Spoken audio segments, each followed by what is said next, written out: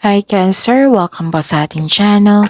At ito ang inyong daily gabay tarot reading for November 9, 2024. Please be reminded kung naka-resonate kayo, comment down. Kung hindi kayo naka-resonate, ibigay niyo po sa iba kasi general reading po ito. This is for you Cancer ngayong November 9, 2024.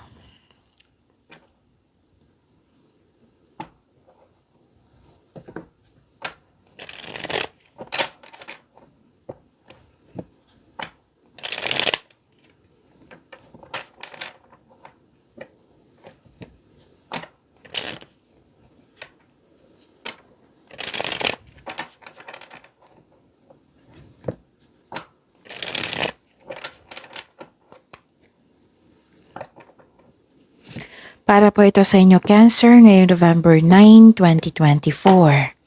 Maraming salamat po sa inyong patuloy na suporta at maraming salamat din po sa mga hindi nag-skip ng ads.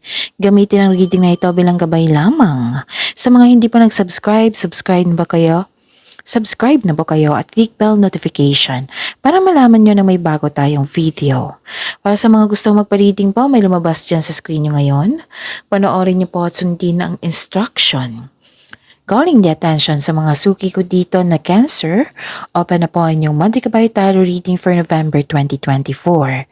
May 6 months from now reading tayo at love life reading po. So message me, Cancer for schedule. Maraming salamat po.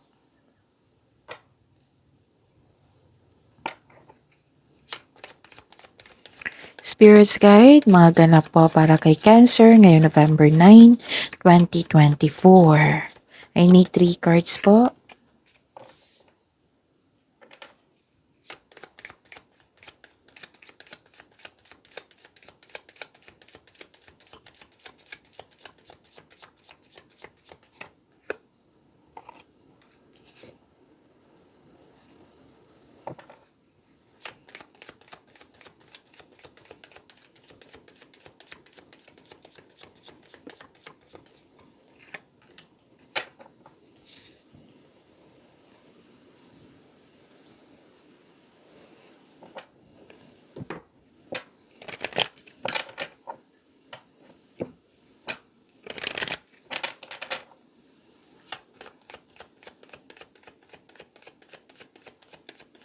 Spirits Guide, mga mensahe po para kay Cancer ngayong November 9, 2024. I need 2 cards po.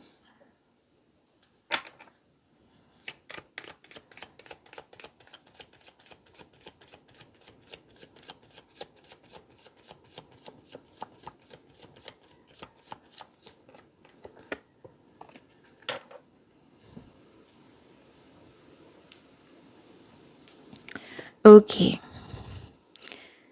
Cancer. Ngayong November 9, 2024. Natuwa ka dito kasi sinamahan ka. Sinamahan ka ng favorite person mo. Kompanyo, nakikita ko dito. Nagbigay siya. Yung napatunayan niya na very supportive siya sa'yo, loyal siya sa'yo. At pwede din na hard kayo as katiwala. Nakita ko rin dito na pwedeng may bago kayong kasamahan dyan or bagong kaibigan na magaan ang loob mo sa kanya. Pwede din may bagong pet kayo ngayon or isang gamit na nagbigay ng pamper sa'yo. Ganon. At saka pwede din na may bisita kayo ngayon na nagbigay ng news or information at binigyan mo ito ng agarang aksyon or reaksyon. Pwede din na nag-message sa'yo, nag-video call kayo or tumawag sa inyo through phone, ganon. Na nagbigay ng news or information na bibigyan mo ng aksyon or reaksyon.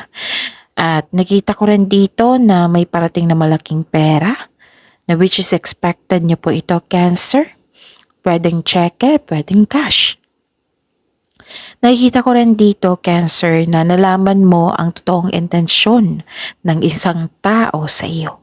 Okay? Ang mensahe po, balance spirituality and practicality. And take time to breathe out. Baka sobrang pagod kayo dyan or stress. So, take time to breathe out. Spirits guide.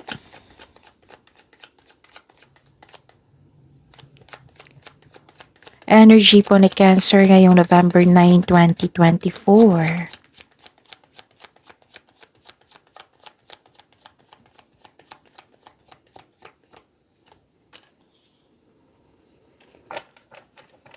And the clarification of this card po.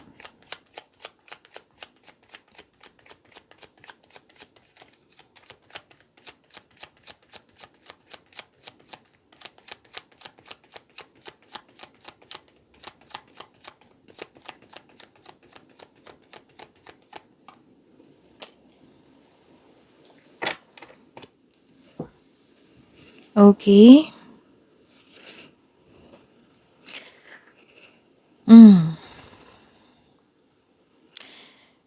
Cancer, sa mga may oras dyan, sa mga may oras dyan, kung gusto nyo po, panoorin nyo po yung last 4 days, kabay tarot reading nyo po. Like for example, napanood nyo ito ngayong November 9, panoorin nyo po yung 8765. Kung may narinig o may nakita kayong repeating message, meaning to say, pinupush ng cards nyo yan, na bigyan nyo ng atensyon. Na kung maaari po, bigyan nyo po ng solusyon at aksyon. Remember, Cancer, at the end of the day, alam mo na ikaw lang taong may kakayahan at responsable na gumawa ng sarili mong katotohanan at kinabukasan. So, ano yung energy mo dito? Nakita ko dito. Okay. Habaan ng pasensya kasi naging impatient po kayo dito. Pwedeng lumabas ito sa inyo kahapon, Cancer. So, kung hindi ako nagkakamali. Naging impatient po kayo sa isang sitwasyon o bagay. Wag po daw kayong magmadali sa paggawa ng desisyon kasi ang ilan sa inyo dito nagmadali. So, yun. Pag-isipan nyo na mabuti yung paggawa ng best decision. Isipin nyo na mabuti kung karapat-dapat ba. Yung parang nagmamadali ka dito or naiirita sa isang bagay. Kasi impatient naging impatient ka. So, solusyon, habaan ng pasensya, intindihin kung maari, at kung magbigay kayo ng desisyon, kung magawa kayo ng desisyon, isipin nyo na mabuti kung karapat-dapat ba. Marahil nagkaroon ng delay. Delay sa paggawa ng desisyon. Pwedeng delay sa hinihintay mo. Ang sabi po ng card nyo, na the universe is trying to show you something. Baka may na-miss kang opportunity. Kaya ang wisdom message, use your time wisely. Try to invest your time wisely habang may hinihintay ka. Yun ha. So, habaan ang pasensya. Ano pa? Nakikita ko dito na naging disbalance, may false accusation, may bias, may unfair treatment, injustice, may concern sa irresponsable, may concern kayo sa isang tao na hindi honest sa'yo. Mag-ingat po daw kayo sa taong may mali at masamang paratang sa'yo. Nagkaroon ng disbalance. This card advise you to find your voice and stay strong to your values. Basta panatilihin mo maging totoo. Maging totoo sa inyong sarili, sa inyong kapwa. With the right values, rewards comes. So yun.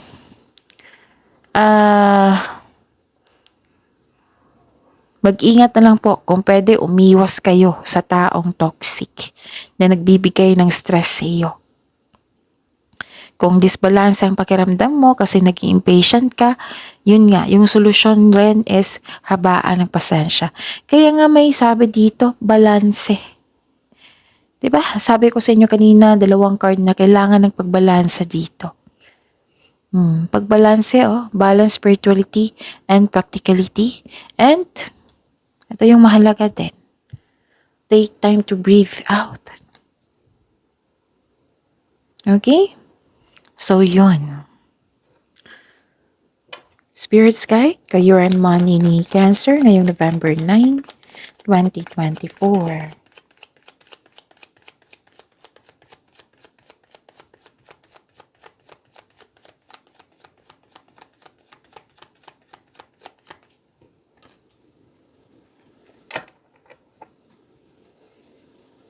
The clarification of this card po.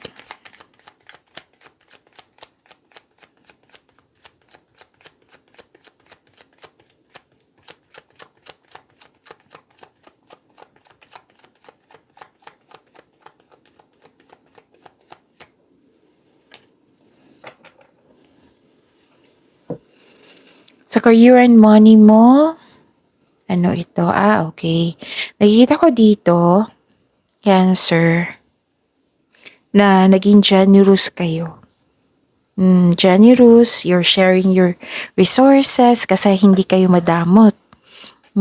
Nagkaroon din ng pagkakaisa.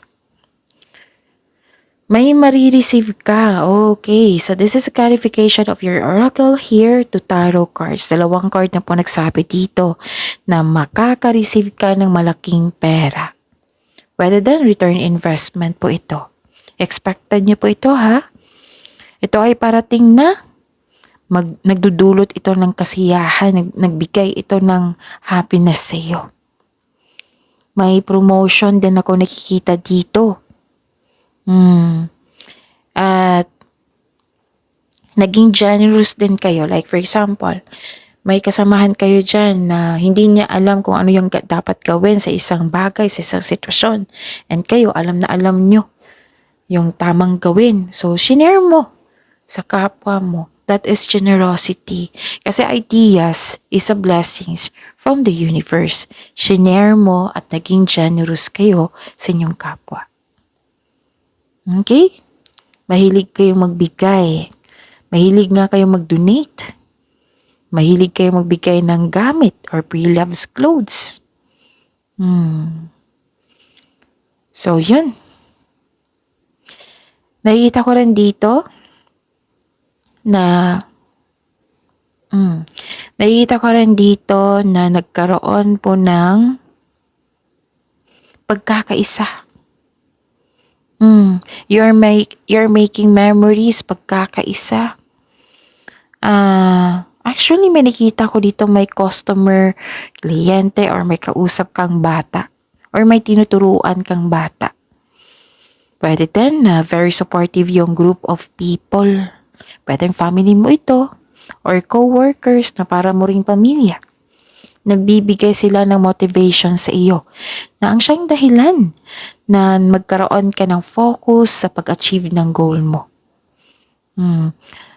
Actually, may plano kayong mag-outing for celebration. Basta nag-spend time kayo sa isang bata, pwede din sa inner child niyo po ito. Alam niyo ba, pag connect sa inyong inner child, it will refresh your energy. Ang ganda ng energy niyan. So, yun. Posible din na may pagpatawad na mangyayari po. Nakikita ko dito. Okay? Spirit's Guide. Love Life, Self-Love, Partnership, and Romance ni Cancer ngayong November 9, 2024.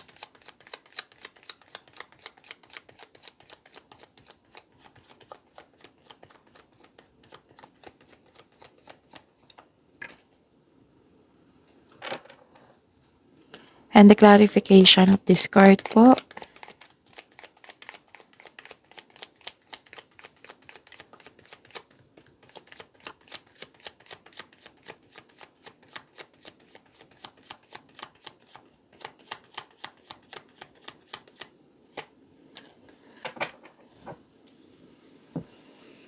Okay. Maraming salamat po sa patuloy na tiwala, suporta sa ating channel. At maraming salamat din po sa mga hindi nag-skip ng ads. Okay, inom muna ako ng tubig. Saglit lang po.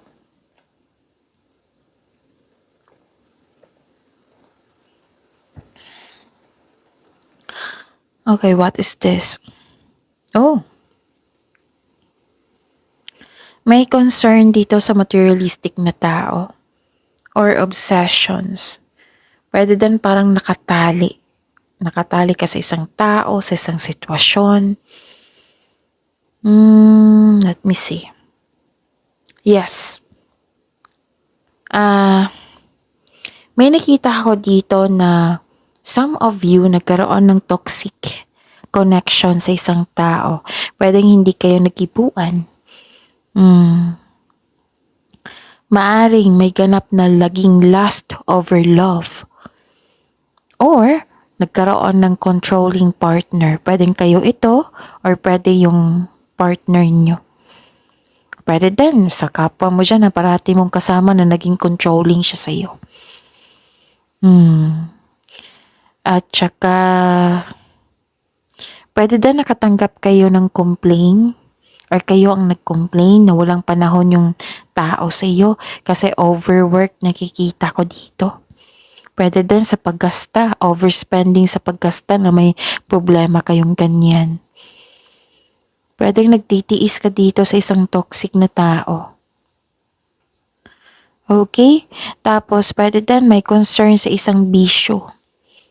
Pwedeng sa inyo ito or sa inyong kapwa. So, kaya magkaroon ng time for reflection para maiiwasan itong bisyo na ito. Pastime nakikita ko dito eh. Oo. Na may paalala ang card na may isang pastime na maaring maging bisyo. Kaya kailangan ng time for reflection para maiwasan ito ng maaga. Okay? Ano pa? Nakikita ko rin dito na makinig po daw kayo sa inyong intuition. So, search nyo po sa Google kung hindi nyo alam kung paano mag-connect sa inyong intuition. Makinig po daw kayo. Okay? Makinig kayo kasi malalaman mo through your intuition, malalaman mo yung sagot sa inyong mga katanungan through your intuition. Nag-overthink kayo dito eh.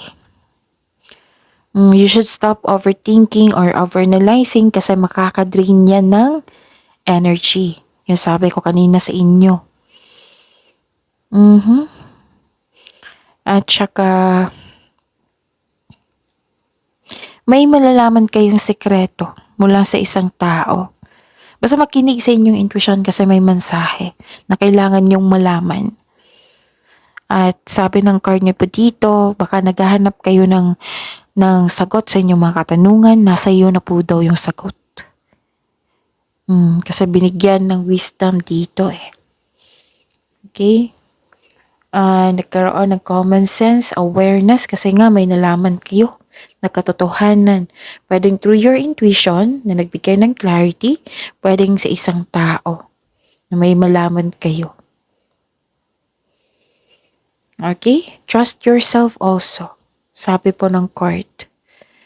Listen to your intuition, trust yourself, and have faith sa universe. Have faith sa universe po. Okay? So, may kailangan kayong malaman. Baka nalaman nyo na yan na in-ignore nyo kasi may busy kayo or ayaw nyo ng gulo. So, yun. Pagyamanin nyo yung blessings sa binigay sa inyo. And I'm hoping magiging okay tong nakaramdam kayo ng toxicity, unfair treatment, yan. Sana magiging okay yan. Basta give attention, give action. Huwag kayong mag-stop. Pwedeng mag-stop para makapag-isip niya mabuti, pero don't hesitate too long. Kailangan kasi ng solusyon yan eh. Agarang aksyon.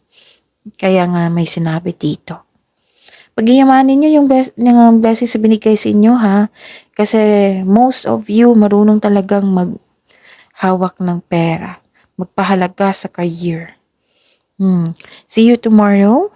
Cancer, please like, subscribe, and click bell button for notification para updated po kayo sa daily tarot reading natin. Maraming salamat po.